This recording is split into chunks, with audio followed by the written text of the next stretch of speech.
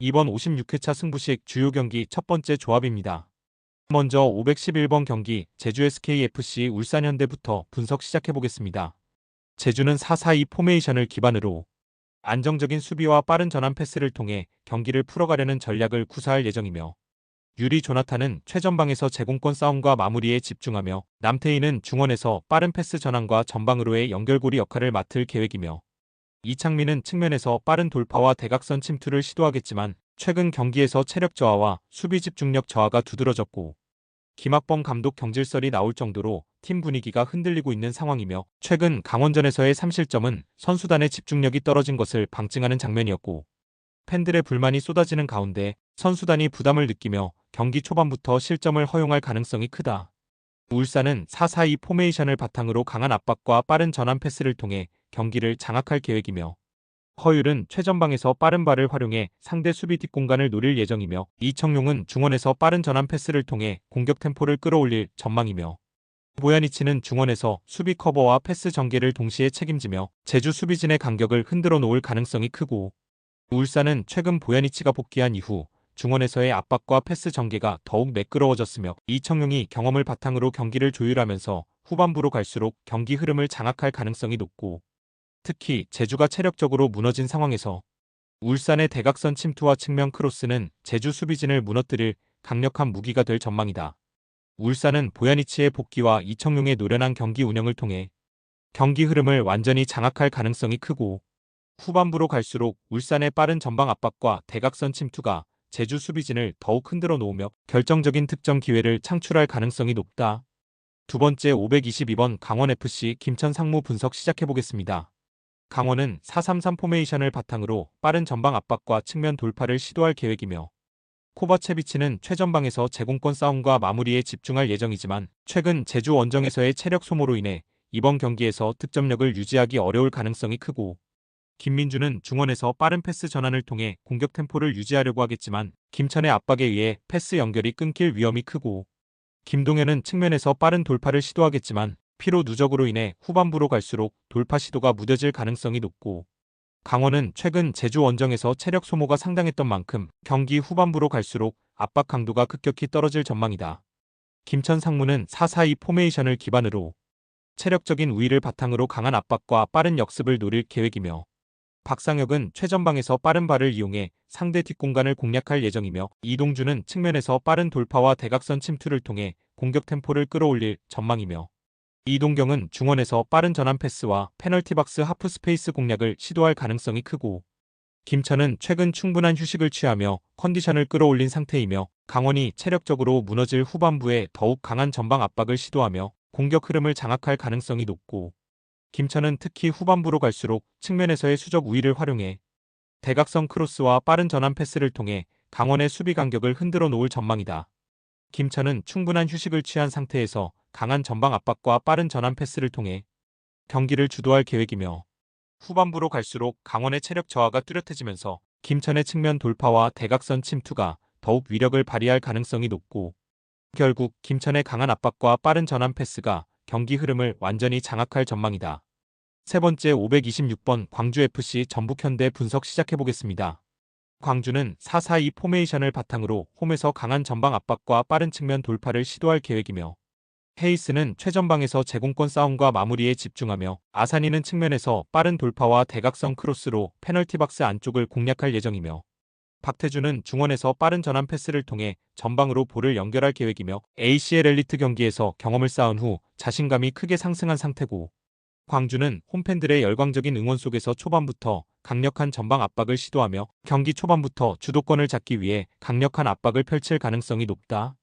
전북은 4-3-3 포메이션을 바탕으로 측면에서의 수적 우위를 통해 빠른 전환 패스와 대각선 침투를 노릴 계획이며, 콤파뇨는 최전방에서 빠른 발을 활용해 뒷공간을 공략할 예정이며, 전진우는 중원에서 빠른 패스 전환을 통해 측면으로 볼을 배급할 계획이며, 김진규는 측면에서 빠른 돌파와 크로스를 통해 득점 기회를 창출할 예정이지만 광주의 강한 압박에 막힐 가능성이 크고, 전북은 최근 상승세를 이어오고 있지만 광주 원정에서 체력적인 부담과 심리적 압박이 겹치면서 경기 흐름이 예상보다 쉽게 풀리지 않을 가능성이 높다.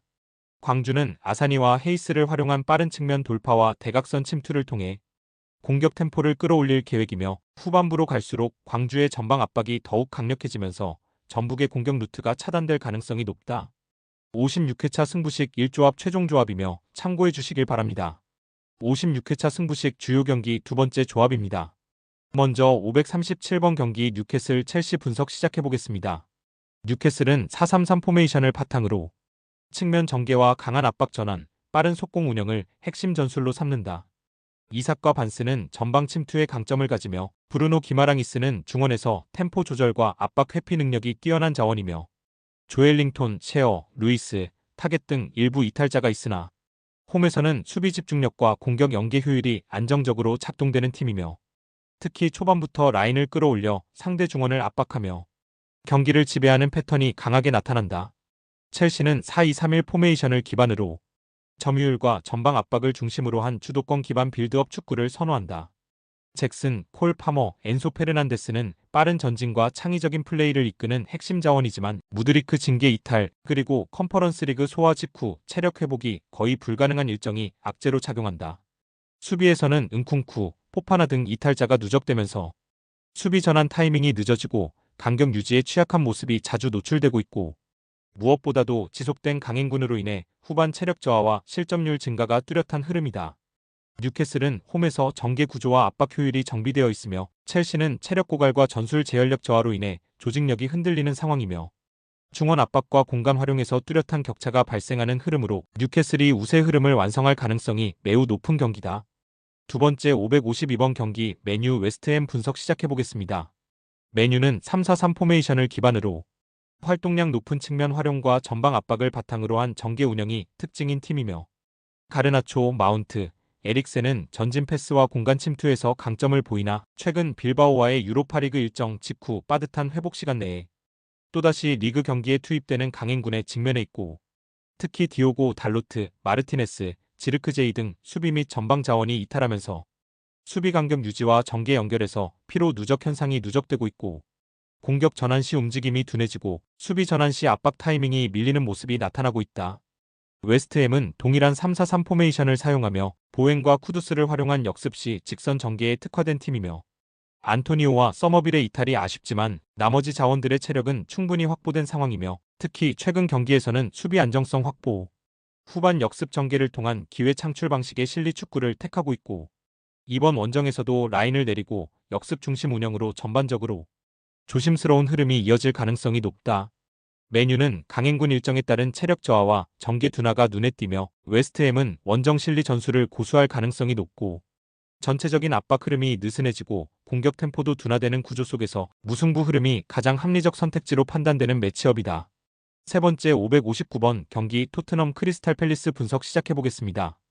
토트넘은 4-3-3 포메이션을 기반으로 전방 압박과 측면 침투를 통한 빠른 전개가 강점인 팀이며 히샬리송과 클루셉스키의 움직임은 활발하지만 유럽 대항전 일정 소화 이후 충분한 회복 없이 곧바로 리그 일정에 투입되는 강행군 속에 있고 드라구신과 베리발의 부상 이탈도 후방 안정감에 영향을 주는 변수이며 무엇보다 체력 저하로 인해 압박 강도와 공수 전환 템포가 저하되는 흐름이 예상된다.